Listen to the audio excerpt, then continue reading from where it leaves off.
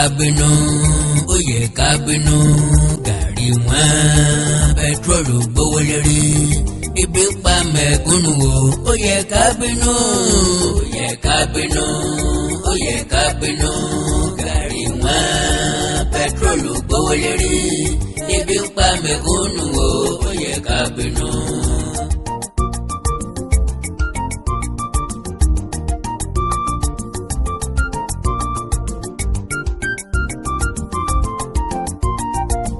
Tariff electricity ó máa gbówó sókè and celebrate 60 years nínú ìnira ìyà ń jẹ mẹ̀kúnnù ó yẹ ká bínú ó yẹ ká bínú ó yẹ ká bínú gàrí wọn pẹtrólù gbówó lérí ibi ń pa mẹ̀kúnnù ó yẹ ká bínú.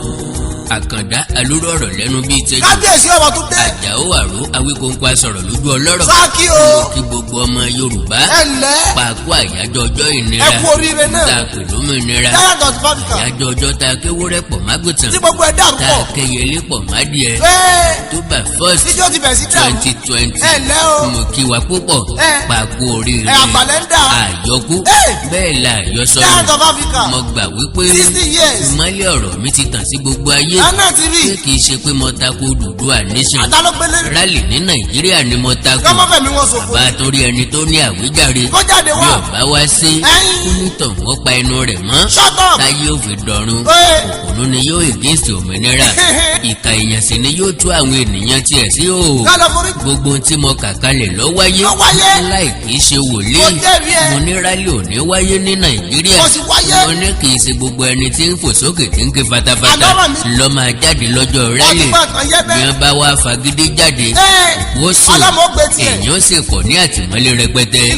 Ta ló máa bẹ́ẹ̀lì ta ló máa ṣèdúró fún wọn. Òkú tí kìí ṣe tẹni ọjọ́ tó fọ́ mọ̀lẹ́bí wọn nìkan ni ó máa sáré kiri. Oníṣe ni wọ́n ó di gbogbo ẹ̀ lérí olóyè Sunday Igboho. Ó kúkú rí bẹ́ẹ̀ wọ Ọlọ́run àjẹ́ pé asọ̀rọ̀ sẹ́mi ò sọ̀rọ̀ nù. Tó Àkàndá alóró ọ̀rọ̀ lẹ́nu bíi tẹ́jú. Àjàó àró Awíkóńkó asọ̀rọ̀ lójú ọlọ́rọ̀. Àìlónírọ̀ òpùrọ̀ ìjà ní dálẹ̀. Béèyàn bá jẹ́ kó dòógó lórí ìsà oko lọ.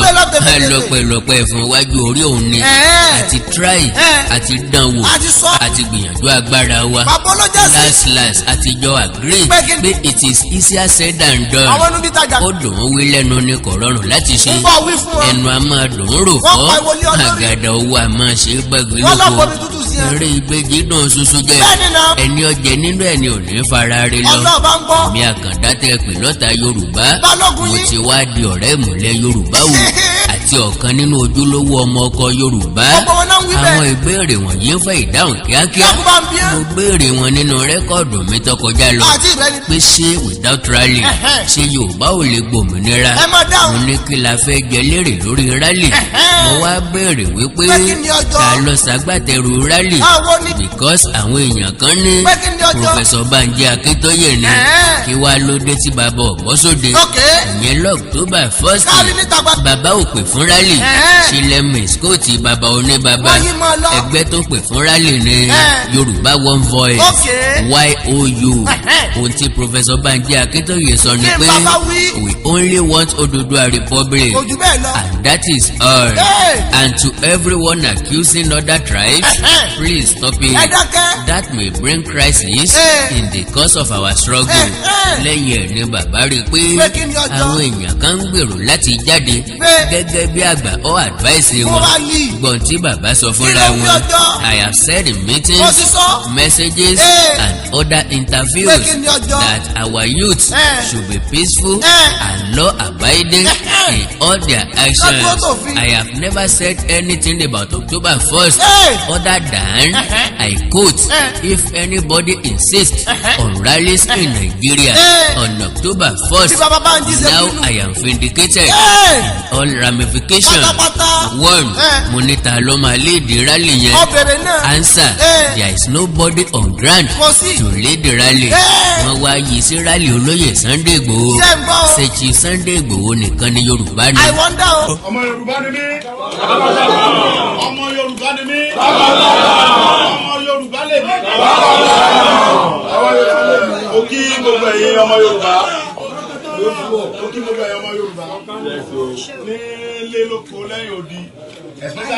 tá a jọ rójú ara wa yìí ṣùgbọ́n ṣe mí láàánú fún gbogbo ọmọ Yorùbá yìí pé a lè dúró lórí ọ̀rọ̀ tá a bá sọ sókò ẹrú làwà ni àwọn afẹ́ ṣe peaceful rally láti béèrè ẹ̀tọ́ wa lọ́wọ́ ìjọba Nàìjíríà kì í ṣe pé àsopá fẹ́ jà àsopá fẹ́ dàlú àsopá fẹ́ gbàjọba àsopá fẹ́ dìtẹ̀ gbàjọba náà aláfẹ́ béèrè ẹ̀tọ́ wa wọ́n wá lọ kó ọlọ́pàá bíi mílíọ̀nù wọ́n kó sójà wọ́n kó gbogbo ẹ̀ wọ́n kẹ́ ẹsẹ̀ sí gbogbo ọ̀nà ilé mi kí ló dé sẹ́fìdìkẹ́ lọ́mọ Nàìjíríà ni sẹ́fìdìkẹ́ lọ́mọ Yorùbá ni gbogbo àwọn táwọn jẹ́ Yorùbá àwa sá lọ àwọn tájọ sàdéhùn lẹ́nìí gbogbo wa sá gbogbo ẹ̀yin tẹ́ jẹ́ bàbá wa ẹ wá lọ fi wá gbowó ẹ̀yin tẹ́ jẹ́ gbọ́n wa ẹ lọ fi wá gbowó ẹ̀yin ọmọ Yorùbá ẹ̀dẹ̀ ronú Yorùbá àṣìlọ́pọ̀ ẹrú náà àdìkà jáde gbogbo ẹ wá sá pamọ́ ẹnì kẹ́kọ̀ọ́ wọn lè jáde mọ́ ẹ wá sá wọn ṣùgbọ́n àwa púrúfù pé ọmọ ọkọ là wa bẹ́ẹ̀ ni àṣọpọ̀ abẹ́ dàlúrú àṣọpọ̀ abẹ́ tìtẹ̀gbàjọba náà àṣọpọ̀ abẹ́ pààyàn àná abẹ́ jáde abẹ́ ṣe ìwọ́de wẹ́rẹ́wẹ́ láti béèrè ẹ̀tọ́ wa lónìí tá a sọ pé òní ni iye Nàìjíríà pé 60 years kí ni àṣeyọrí wa gbogbo àwọn Yorùbá wa sá lọ àwọn sá pamọ́ gbogbo àwọn bàbá wọn gbé ẹmọ́jáde o ẹmọ́jẹ wọn pa yé o ẹmọ́jẹ wọn gbé o ẹ̀yin bàbá yẹn ẹ̀dẹ̀ bẹ̀rù Ọlọ́run sẹ́jà là ń jà mí báyìí gbogbo ẹ̀yin bàbá Yorùbá tẹ sá pamọ́ àtàwọn ẹ̀gbọ́n wa àtàwọn ìyá wa tẹ sá pamọ́ ẹ̀yin nu Ọlọ́run ilẹ̀ Yorùbá rẹ̀ bí gbogbo yìí. gbọ̀dá ṣebí mo ti wí fún ọ tẹ́lẹ̀ pé ijó àjùmọ̀jó yóò díjọ́ ìwọ nìkan ṣíṣẹ́ṣe kọ̀ fún ọ fúnra Yorùbá lọ́jọ́ iwájú torí ìwọ nìkan lakọni ọmọ Yorùbá tó dúró níjọ́ ogun lè kò sì mọ bí èmi gan ṣe gbé ọ̀rọ̀ Yorùbá lérí tó àjọṣe rálì ọ̀hún l'October 1st ni bẹ́ẹ̀ lèmi Àkàndá dúró gbọ̀ngbọ̀n bí ọmọ ogun Àgbẹ̀kọ̀yà Solidarity Movement ti gbìyànjú Oòduà Action Movement ti ṣe ẹgbẹ́ èmi Àkàndá pẹ̀lú wọn ló dúró tí olóyè Sunday Igboho global coordinator ẹgbẹ́ wa nìyí Ọ̀túnba Démọ́lá Edward. Today marks 60 years since Nigeria's independence. Why 60 years is a very significant milestone in the life of any nation. Today calls for sober reflection, especially by the Yoruba people of southwest Nigeria, due to gross underdevelopment of the southwest region, naked display of nepotism in employment, treatment, and appointments to federal offices and distinctions, wanton kidnapping and killing, raping of women and girls by Islamic fundamentalists, and harassment invasion of our land, among other untoward treatment of our people. After critical reflection of the unfortunate situations aforementioned, the Yoruba of Southwest have reconsidered our continuous existence in Nigeria, a product of the 1914 amalgamation, which expired in 2014, as it was designed to last 100 years. Consequently, we have determined that our region needs total transformation in the form of power devolution. The Oòduà Action Movement, in association with other Yoruba groups, following due consultations at home and abroad, have begun the formal process to actualize autonomy for our region, the southwest of Nigeria. This will allow us to self-determine our future henceforth in a peaceful win-win situation with the government of Nigeria and the other regions.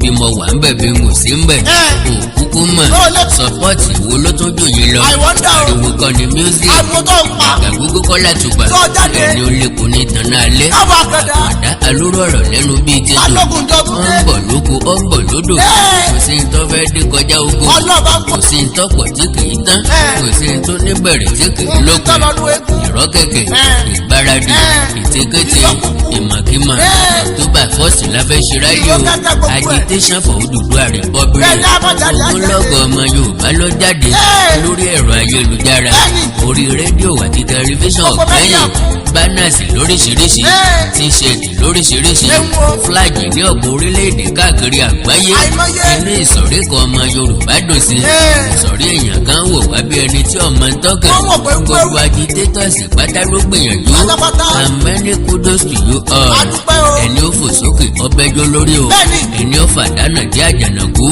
ti bu sí ọ̀gánjọ́ àṣẹ afakula ṣe díẹ̀ lólè ni ó sọ̀kù làgbọ̀nrín ṣáájú ọbẹ̀ ẹranko ló stubborn tí ọ̀fẹ́ wálé ìgbìyànjú ní ìsì atọ́kùn fún lóríire oríire kì í wọlé bálá tẹ́tẹ́ rẹ̀ bọ̀tì ọgbọ́n la fi pẹ́ mọ́ àyàgbàǹgbà la fi péjò pẹ̀lẹ́kùtù la fi roko ní ọ̀pẹ́ jẹ́ gbogbo àwọn agitators wọ̀nyí lórí wájú òró àti ìbú pẹ̀lú ẹ̀yìn bá a bá ṣe bí yọ̀ọ̀yà lóòró bọ́ bá ti bóyá ń kọ́ aláìlóye nìkan ní máa ń ro ọ̀rọ̀ lọ síwájú tí ò ní ro àrò padà sẹ́yìn jẹ́ gbogbo wọn lówó yẹn tó ṣẹlẹ̀ èròǹgbà ọ̀pọ̀ nínú wọn ni pé ká ṣe rálì ká sì gba Odùduwà republic lọ́jọ́ kejì ọ̀kan àwọn èèyàn wọ̀nyí ló gbà pé ètò níyan gan tó máa tiẹ̀ pé ìpele lásán àlùbọ́sà kọ̀rọ̀rùn ká tó yọmọ inú èkùrọ́ sòróró ẹni tí yóò dé ọ̀nà ìjẹ àwọn èèyàn kan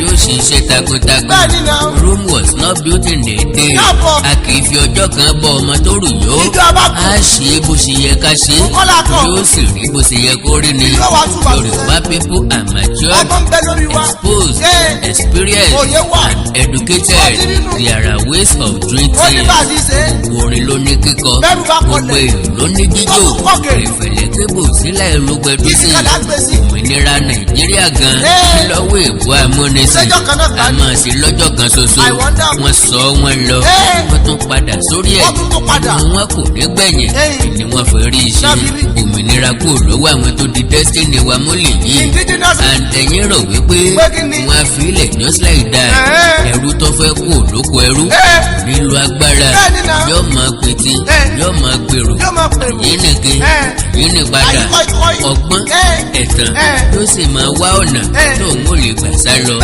ìbò ló ń wò lè sáré olówó òkú tó fura o kó wọ́n jẹ́lẹ̀ ó mọ́ ni pé kó wọ́n sá lọ láàyè ọba jọlọ́gbọ́n yóò mọ̀ wípé ní kété tó lówó ń bá ti sùn lọ́dà kó wọ́n ti ta mọ́ra kílẹ̀ tó mọ́ olówó òkú tó jẹ́ ìrìnàjò àti wẹ́rìn àparò ti ké ẹ̀fọn ti fẹ́ Jagunlabi ti na pápá bora ǹjẹ́ ẹnu Yorùbá ti kò láti ní Odùduwà nation bàbá gbàtà ni yóò ṣolórí ṣé kò ní jẹ́ from frying pan to fire ṣé kìí ṣe àwọn Yorùbá tí ń fi wá ṣe bísínẹ́sì nínú Nàìjíríà náà ni yóò tún fẹ́ jẹ gàba lórí Odùduwà nation sáà ti ṣe homework wa dáadáa agitation for Odùduwà republic co-started and co-initiated by Àkàndá ọ̀rọ̀ Awíkóńkó agitation for Odùduwà republic gbólóhùn tó pín àwọn aṣíwájú Yorùbá yẹlẹyẹlẹ àwọn kan fi ara mọ́ àwọn kan ò fara mọ́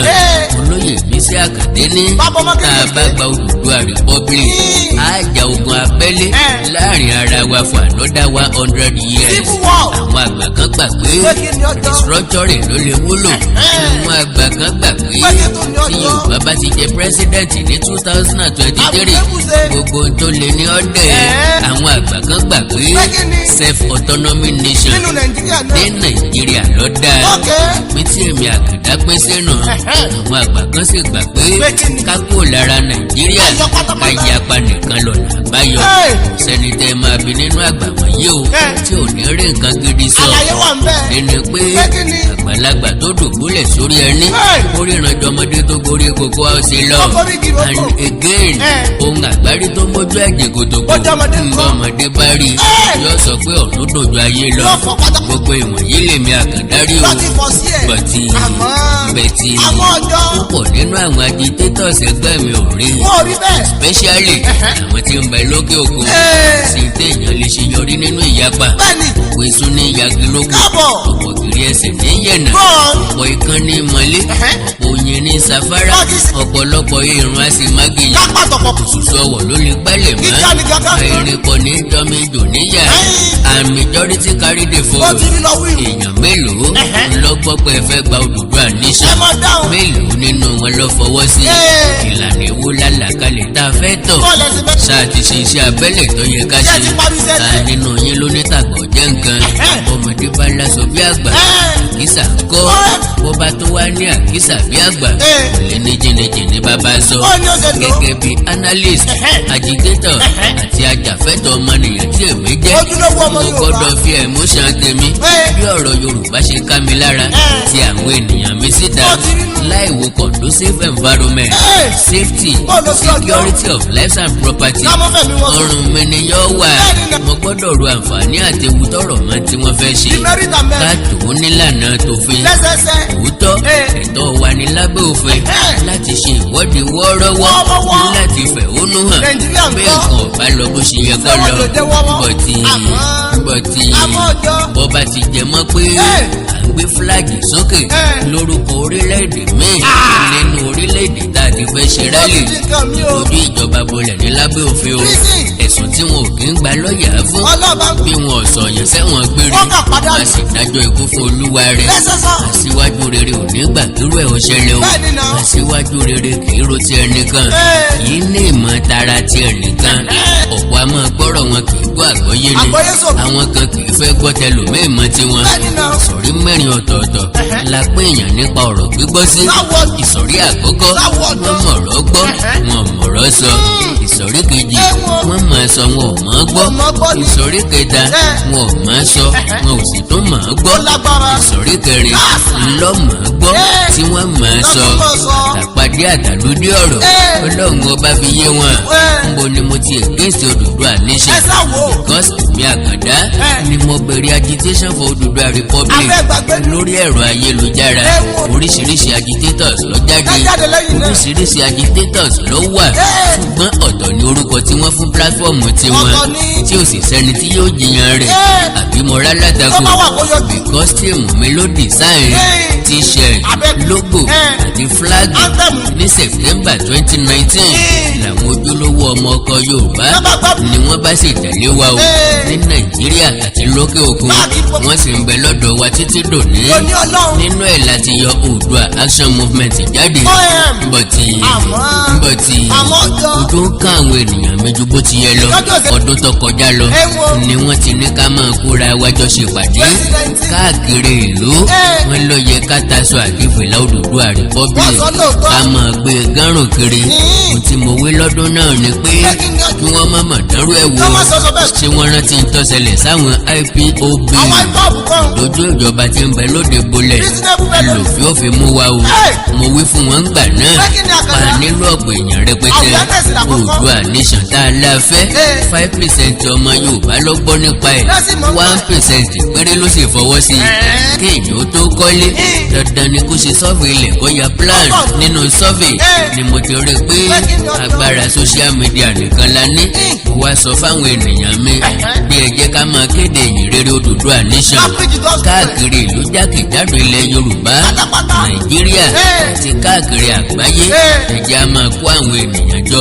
sórí social media platforms wa Telegram Facebook àti bẹ́ẹ̀ bẹ́ẹ̀ lọ ńbẹ̀ ni mo ti sọ pé gbogbo iṣẹ́ tó bá lè ń bẹ̀ ni kí wọ́n fún mi ṣe ìwádìí ìtẹ̀jáde àwọn fọ́nrán ọ́díò àti fídíò lóríṣiríṣi lórí ẹ̀rọ ayélujára bọ́lọ̀ ń bá wa ràn wá lọ́wọ́ ká print ẹ̀ sí CD lọ́pọ̀ yanturu ká fún akọ́kálékọ́kákó with that ìyá ilé ìlú ọbẹ̀ á lè gbọ́ nípa ẹ̀ ọ̀dà mẹkáníìkì bàbá ẹlẹ́ran ọlọ́kadà bàbá onímọ́tò onísùúrù ló lè fún wàrà kìnìún ẹni tí ó gbà kàrà sọnù lọ́wọ́ ọmọdé yóò tó yin sẹ́gbẹ́ àkàrà ẹni ìmúra ọmọdé ni yóò drop àkàrà kalẹ̀ àlédédé sọ fáwọn èèyàn wa pa afẹ́ gba Odùduwà nation kí wọ́n sì gbà sí alẹ́nu bẹ́ẹ̀ kí wọ́n sì máa tẹ̀lé wa gòlógò a ní láti sọ ewu tí ń bẹ nínú wíwà nínú àsopapọ̀ Nàìjíríà fún wa ká sọ ìfàsẹ́yìn tó ti mú bá wa ká sọ ewu tí ń bẹ níbẹ̀ lọ́jọ́ iwájú ká wá ṣàlàyé àǹfààní tí ń bẹ nínú èyí tá a gbé lọ́wọ́ fún wa ṣèbí kàmpéènì olóṣèlú fi ń wìn ní àti wa ìrere ni wọ́n kìrìtẹ́nì kálẹ̀ Ó ní o. wàásù àti wáàsí ni wọ́n fi tan ìsìláàmù fún wa Nínú ọ̀rọ̀. wọ́n jẹ́ àmọ̀ yàtọ̀ nípa ọ̀run rere àti ọ̀run àpáàdì Iná àtàlùjọ iná náà. jahannama Jíjọ́ hàn. àti àlùjánnà onídẹ̀ra Ewu o. lẹ́yìn ẹ̀ ni wọ́n ṣàlàyé Pé kí ni ohun ọjọ́? tó lè gbé wa dé ọ̀gọ̀ọ̀gán wọn ìgbésẹ̀ àkọ́kọ́ tá a nílò nù Sáwo. tá a bá fẹ́ òmìnira fún Yorùbá ní tòótọ́ it is a process kì í ṣe tá a lè rí gbà lọ́jọ́ kan Lọ́jọ́ kan wá. kì í ṣe tá a gbọ́dọ̀ ní lọ́kàn Yes, sir. pa máa rí gbà lójú ẹsẹ̀ It's not that easy. lọ́wọ́ ta ni ṣé lọ́wọ́ ìjọba tí ọ̀nà ní ẹ̀mí Ìjọba kọjú ta kó. la ní lẹ́yìn tí ó sọ̀pọ́ọ̀tì wa Ládọ́dù ó ti. ṣé sẹ́nítọ̀ tí ń jẹ lábẹ́ ìjọba ìyówù ó dé Ó ló lè gbogbo. àbí house of rep members tó fẹ́ ṣe ẹlẹ́ẹ̀kẹrin Àbí? ṣé gómìnà tí ń bẹ lórí àlééfà lọ́wọ́ ni Tó bá wẹ́lẹ̀ dé. bí èyí ti ń múra tó fẹ́ lọ lẹ́ẹ̀kejì Yá máa dáhùn. ọba Ìwó ló fẹ́ jáde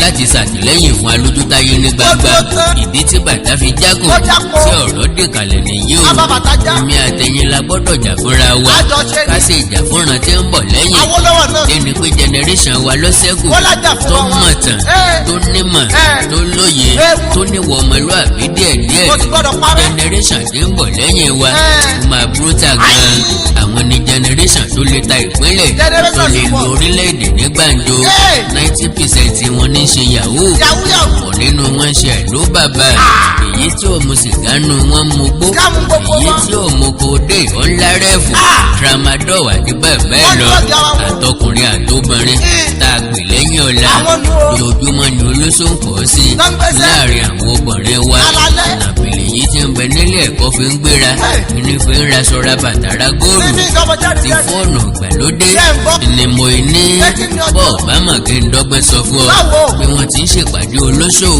wọ́n ti ń ṣèpàdé apá ìtàṣẹ́wò Wọ́n ti dáṣọ sí. so Pé kí ni? ní generation wọ̀ bá lè rí àjẹ́ Wọ́n bá pọ̀. a pèsè ìyàrọ̀gùrọ̀gùn lẹ̀ Ẹ́. fún àrọ́mọdọ́mọ wa Wọ́n dẹ́mu mi sí. kí wàá láṣẹ ọ̀nà wo látọ̀ Báwo?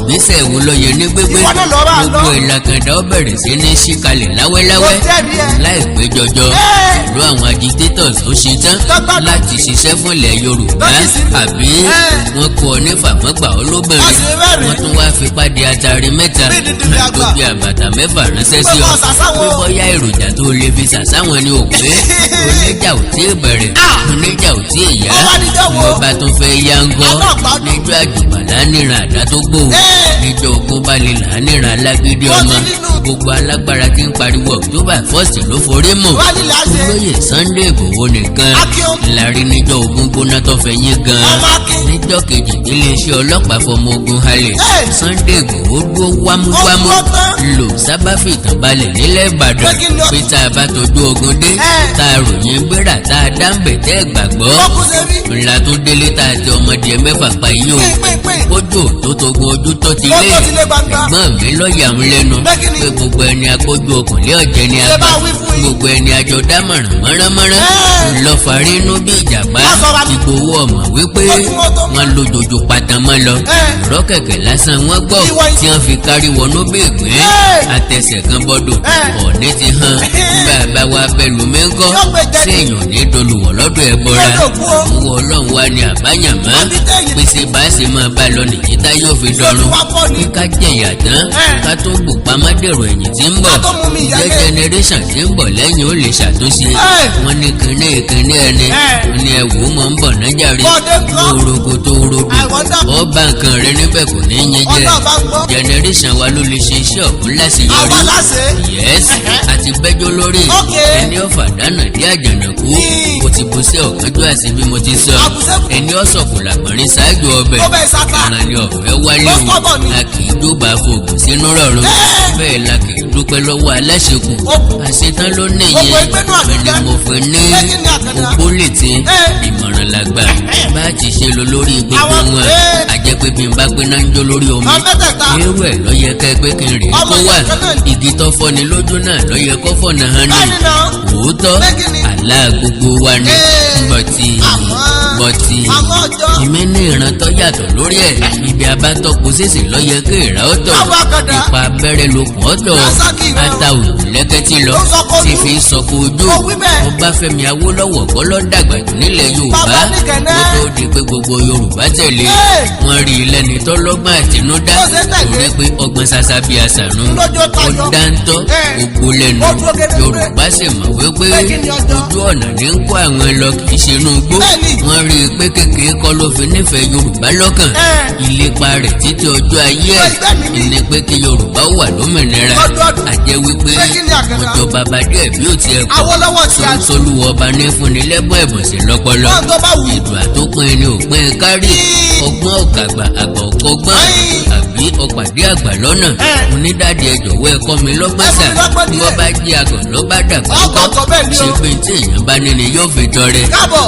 àkàndá kílè rí tá a jẹ bọ́ Bàbá. lórí rálì tá a dájọ́ ẹ̀ sọ́nà Bàbá. káàkiri àgbáyé ìjákulẹ̀ ní àbí àṣeyọrí ojú ọ̀nà la wà ní àbínú gbó Àbínúgbó. àpègede àbá kùnà ká tẹ̀síwájú ní àbí àsinmi Kí lọ́nà àbájọ? yóò ṣeé ṣe ni àgòdì láíláí pọngbà kan rìn kése Kí ló tún kù tá a ṣe? àwọn ẹ̀nì ní àbá lóòsì ọlọ́run ọba mi ń gbọ́ àṣeyọrí ńlá la ṣe ìwọ ń rò pé báwo ló ṣe jẹ́ bẹ́ẹ̀ Sáwọ́ àkàndá. bóyá torí ipá àráàyè ṣe ìwọ́de ní Nàìjíríà bá a ṣe fẹ́ then ọ̀làròjinlẹ̀ nìyẹn kẹrẹ ó ti gbàgbé pé ìjọba àpapọ̀ ti wà wíẹ̀ pé àwọn èèyàn kan agitate fún Odùduwà republic Àbọ̀ tí ẹ mọ̀. kì í ṣe Biafra nìkan ni wọ́n ń jà fún mọ́ báyìí àti ń jà fún Odùduwà nation Ìjọba ti méjì. bí ọ̀bá jẹ́ bẹ́ẹ̀ kí ló bí press release DIG Madam. ní September 30th desist from illegal gathering or protest on October 1st Wọ́n mọ̀ pa pé bẹ́ẹ̀ kì í bá ṣe àṣeyọrí tá a ṣe kí ló bí 50th paragraph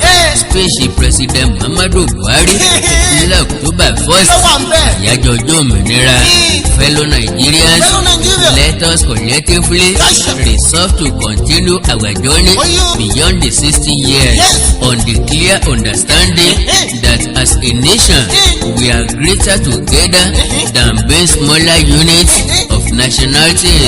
ń bẹ̀rẹ̀ láti wá sọ fún ààrẹ Buhari pé ìmọ̀ràn rẹ̀ dà Àkókò sí ọkàn ṣe ń tẹ̀lé A sì ní tẹ̀lé. pé báyìí láṣẹ nǹkan wa ò yàtọ̀ Ọlọ́ọ̀bá. ẹ̀rí ọ̀yàtọ̀ tó fi dé ìlú Èkó Bákan lájọ́ rí. gbogbo ẹni ọkà wọlé rí ẹkún ni wọ́n ń sọ má fọkọ mi dáná mọ́ ọjọ́ kan là á sòfin rẹ̀ ìta fẹ́ lòmìnira ṣùgbọ́n nínú Nàìjíríà a fẹ́ control resources wa a fẹ́ ní òfin tiwa fúnra wa a fẹ́ máa sọ́bodè wa fúnra wa ìyẹn ló rọrùn tí ò sì ní fa ogun ìwádìí àtòfin tó tọ̀ mí lọ́jọ́ kó yé mi pé Odùduwà republic kò ṣeé fàyọ kó lára Nàìjíríà àwọn tí ń jẹ níbẹ̀ ò ní gbà fún wa ọ̀nà kan ṣoṣo ńlá fi lè gbá láì ní ìdálọ́wọ́ gbọ́ tá a bá ti rẹ́dì láti jagun and I see that 100% impossibility Yorùbá ò ṣetán láti gbọ́ nìkan jagun ajagun tà mélòó lẹ ti tírẹ̀nì kalẹ̀ nǹkan ìjà ogun mélòó lẹ ti kó pamọ́ o ta nínú yín ló lè ti ọmọ ẹ̀ síwájú ìjà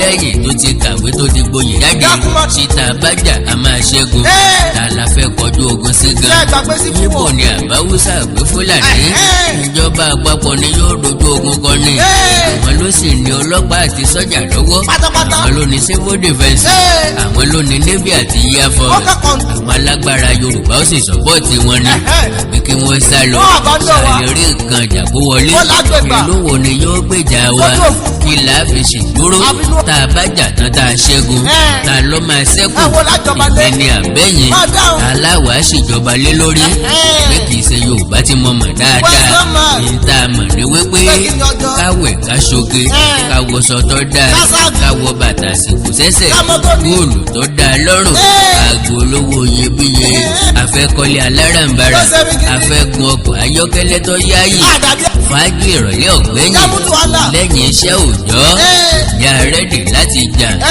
yà rẹ́dì láti jagun báyìí tanra wa ìwọ làbùrọ̀ wúláyà kápá gómọ èmi àkàndá ọ̀fẹ́ káyé ẹ̀mí tó ṣòfò ká tó bọ́ lóko ẹrú ni àwọn wèrè èèyàn ti ń pariwo in any revolution there must be sacrifice, there must be bloodshed.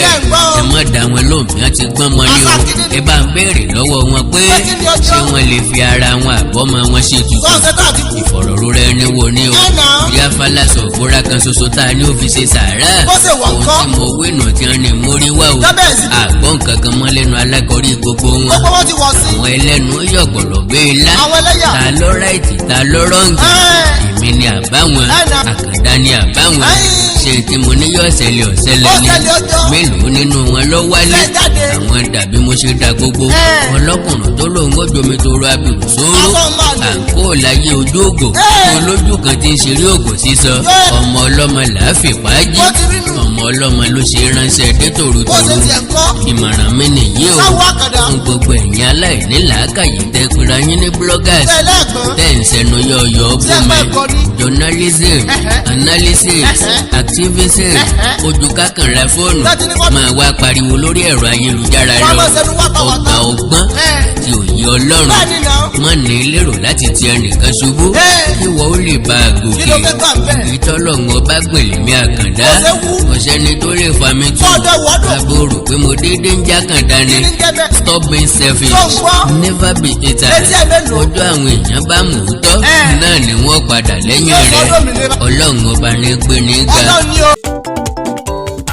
MDT Clearing Freight and Logistics iṣẹ́ wọn dára wọ́n ká sánsan wọ́n kárí ayé. MDT Clearing Freight and Logistics bá a ṣe kárí ayé bẹ́ẹ̀ ni òye iṣẹ́ yé wa. cargo services wá dúró tán láti Nàìjíríà. a ó bá yín gbé nǹkan ránṣẹ́ sí àwọn èèyàn yín ní Europe, UK, US, Canada, Asia lọ bẹ́ẹ̀. gàárì, epo pupa, ẹ̀gúsí, ẹja gbígbẹ, ìgbín, irú, àpọ̀n, aṣọ, ìlẹ̀kẹ̀, àwọn ìwé tó ṣe pàtàkì àti bẹ́ẹ̀ bẹ́ẹ̀ lọ. kò tán síbẹ̀. MDT Clearing Services lékè téńté. àṣẹ tó ń tẹjọba tá a gbà. ó ń mú àwọn èèyàn yàn wá láàyò láti port. ọwọ́ kan ni MDT á clear kọ̀ńténà yín jáde fún yín. bó ṣe kọ̀ńténà tó kún fún káà lóríṣiríṣi tàbí ohun mìíràn. àwọn òṣìṣẹ́ wa kọ̀ lálá. professionalism wa kò lẹ́gbẹ́. MDT doorstep delivery service náà ò gbẹ́yìn. níbikíbi lágbàáyé àwa gbé ọjà yín fún yín lẹ́nu ọ̀nà yín. MDT tún bá ní ìrajà. product sourcing ìyẹn ni pé à á ràn yín lọ́wọ́ láti ra ohun tí ẹ fẹ́. à á sì fi ránṣẹ́ sí yín ní kánmọ́ kóbó. ní MDT Clearing Freight and Logistics. akájú ẹ̀ àtò àlétò iṣẹ́ wa yàn ó yanjú lówó péréte. ẹ máa bọ̀ lólulẹ̀ iṣẹ́ MDT ní nọ́mbà 22 Latif Salami Street Ajao Estate Ikeja Lagos. a sì tún ní ẹ̀ka káàkiri orílẹ̀-èdè Nàìjíríà. ẹ bá wa sọ̀rọ̀ 0818-231-1480 àti 0912-907-4004. bákan náà ilé iṣẹ́ MDT lókè òkun wà ní Toronto, Canada. Please call +1647-289-5364. Website www.mdtfreights.com. MDT Clearing Freight and Logistics. Assure delivery.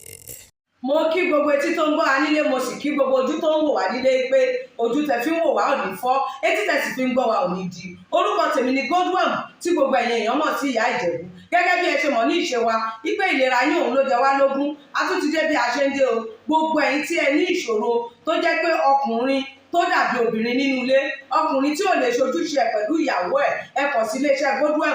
ẹ̀yin tó jẹ́ pé pépà lẹ máa kà lálálẹ́, ẹ má ka pépà bò, ẹ kàn sí wa. a ní pákéjì oríṣiríṣi fún yín. a ní 3-in-1, a ní 2-in-1 fẹ́yìn ọkùnrin tó lè jẹ́ tó máa jẹ́ kẹ́ ṣe bó ṣe yẹ kẹ́ ṣe.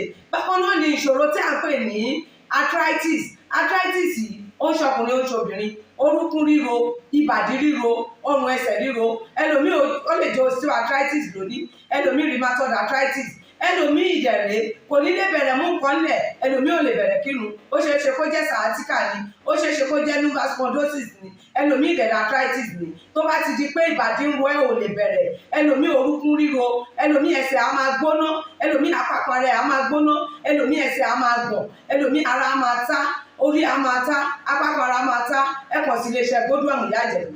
ẹlòmíì ò lè fojú ọwọ́ ẹ̀ báyìí, gbogbo ọwọ́ á máa ró. gbogbo ẹ̀yin tẹ́ tí ń lò náà ẹ máa jẹ́rìí sí. ẹ kàn sí iléeṣẹ́ Godwin ìyá Ìjẹ̀bú. bákan náà ni àwọn èèyàn tó ń tọ̀ ìtọ̀ àtọ̀jù yìí ó ṣeé ṣe kó jẹ́ pé prostate enlargement ni fún ẹ̀yin ọkùnrin tẹ́tí lé lọ́mọ ogójì ọdún tẹ́ bá ní prostate enlargement ẹ lè máa tọ̀ léraléra ẹlòmíì ò ní rí tọ̀tọ̀ rárá ẹlòmíì ìdẹ̀rẹ̀ tó bá fẹ́ tọ̀ á máa ní ìrora ẹlòmíì ìdẹ̀rẹ̀ kó tó débi tó máa tọ̀ sí tọ̀ ìtì máa jábọ́ ṣùgbọ́n obìnrin ní a máa tọ̀ léraléra kó tó débi tó máa tọ̀ sí tọ̀ ìyá ti máa jábọ́ ó ṣe é ṣe kó jẹ́ weakness of bladder làwọn ní àbí kó jẹ́ infection àbí kó jẹ́ diabetes insipidus tí a mọ̀ sí àtọ̀gbẹ ìyẹn náà lè fà á ká máa tọ̀ púpọ̀ jù ẹ kàn sí iléeṣẹ́ gómìnà Ìyájẹ̀bú èyíkéyìí tó lè fà á kẹ́ ẹ máa tọ̀ púpọ̀ jù ara iṣẹ́ wa ni lára iṣẹ́ tèmi jogún látọ̀dọ̀ bàbá mi àtọ́jú yín gbogbo ẹ̀ ó sì padà sí àyè ẹ̀ bó ṣe tó àti bó ṣe yẹ bákan náà ni àwọn tó ní hepatitis ooru inú ẹ̀dọ̀ ni ṣùgbọ́n tí hepatitis bá ti pẹ́ lára ó lè ba ẹ̀dọ̀ jẹ́ ó lè fà á kéèyàn ní enlarged liver ó dẹ̀ lè fa oríṣiríṣi ìṣòro sí ẹ̀dọ̀ yẹn ẹlòmíì á máa ní àmì bí kínú máa dùn bí kójú máa pọ́n kítọ̀ ẹ̀ máa pọ́n ẹlòmíì dẹ̀ kò ní rámì rárá bóyá lọ ṣàyẹ̀wò wá kàn sọ fún pé ó wà positive ẹ kàn sí wa ẹlòmíì dẹ̀rẹ̀ ó lè jẹ́ liver cirrhosis lòun ní èyíkéyìí tí ẹ ó ìbàjẹ́ ẹ kàn sí iléeṣẹ́ Godwin Ìyájẹ̀bú bí mo ṣe sọ̀rọ̀ yìí tẹ́ ní prostate ó jẹ́ prostate enlargement ni ó jẹ́ prostate cancer ni ẹ kàn sí wa pẹ̀lú ògbọ́n Ọlọ́run ẹ ní rí bákan náà mọ́ mo ti sọ fún yín gbogbo ìṣòro yòówù kẹ́ni ewé àti gbòǹkan mélé tí àwọn bàbá wa ń lò láyé àtijọ́ tá a ti gbé kalẹ̀ lọ́nà ìgbàlódé tó sì ṣe bẹbẹ lágbára òun là ń lò fún ọmọdé àti àgbà ẹ kàn sí wa ẹ ní kábàámọ̀ pẹ̀ ṣe bẹ́ẹ̀ ẹ̀rọ ìbánisọ̀rọ̀ mi ní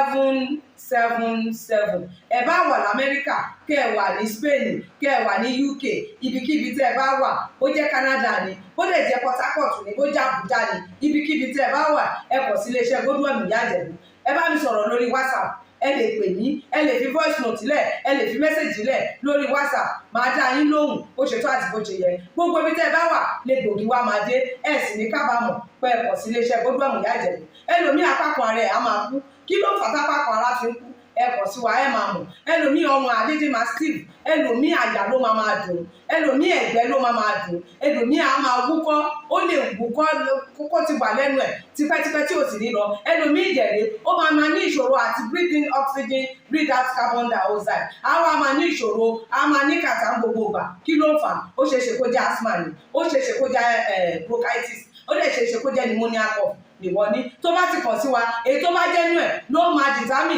irú egbògi tá a lè kẹ̀rà láti lè ṣe wa ẹ ṣe mọ̀ mo ti sọ fún yín o ẹ̀rọ ìbánisọ̀rọ̀ wa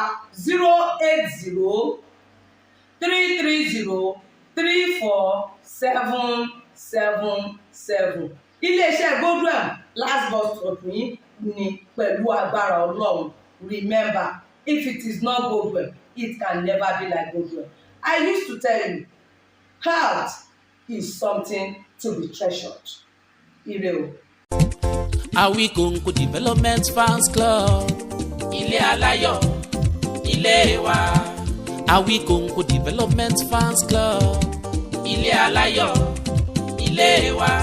Ẹgbẹ́ tó dúró fún ìdàgbàsókè àti tẹ̀síwájú èdè àṣà àtún àjogúnbá ilẹ̀ Yorùbá. Ẹgbẹ́ tó fẹ́ ìrẹ́pọ̀ gbogbo ọmọ Yorùbá tó tún gbé àṣà àti ṣe Yorùbá lárugẹ. Awikonko Development Fans Club. Ilé aláyọ̀, ilé wa. Awikonko Development Fans Club Worldwide. Ẹgbẹ́ tí kò rọ̀gbọ̀kú lé ìjọba. Ẹgbẹ́ tó dúró fún ìdàgbàsókè àti ìtẹ̀síwájú èdè, àṣà àtún àjogúnbá ilẹ̀ Yorùbá. Pẹ̀lú àtìlẹ́yìn gbajúgbajà pèdèpèdè ni. Àkàndá ọ̀rọ̀ Awikonko. Ẹgbẹ́ tó ń fẹ́ ìrẹ́pọ̀ gbogbo ọmọ Yorùbá. Ẹgbẹ́ tó ń gbé àṣà àti ṣe Yorùbá lárugẹ. Ẹgbẹ́ tó dúró láti ṣàtìlẹ́yìn tó gbọ̀ngbọ́n fún àkàndá ọ̀rọ̀ Awikonko àti àwọn ètò rẹ̀ káàkiri àgbáyé. Àǹfààní wà láti darapọ̀ mọ́ wa. Ẹ bá wa sọ̀rọ̀ lórí WhatsApp nìkan. Ẹ lè pè wá, ẹ lè send text message tàbí voice note pẹ̀lú àwọn nọ́mbà wọ̀nyí +234 8053270136 tàbí ààrẹ ẹgbẹ́ Adéolú Adékọ́lá lórí +17048912729. Awikonko Development Fans Club Worldwide. Ilé aláyọ̀ nílé wa. àkàndá ọpẹ́ lọ́wọ́ ẹ̀yin olólùfẹ́ àti ẹgbẹ́ mi. Adúpẹ́ gidi. àánú ọlọ́run ò ní fi yín sílẹ̀ nígbà kọ̀ọ̀kan. Bámi àṣẹ. ẹ láìkì kẹ́ ẹ fọ́lọ̀ péjì mi lórí Facebook. Bá ti máa ṣe o. àkàndá ọ̀rọ̀ Awikonko Awikonko. àti rí kọjá 100,000 followers. Adúpẹ́.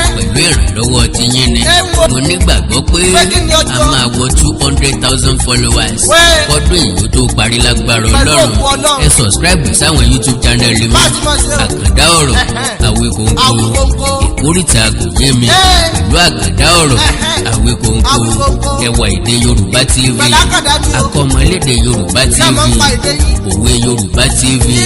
oríkì Yorùbá TV. Gbogbo ẹ̀ pátá. àṣà Yorùbá TV. Pẹ̀lú àkàndá ni. orílẹ̀-èdè Yorùbá ò ní dàrú. Àmì ẹ̀ pọ̀. ìlú ẹnìkọ̀ọ̀kan wa yóò tòrò mẹ́nẹ́mẹ́nẹ́. Gbogbo tó àmì mi. àjùwà ṣe Àṣẹ o. o.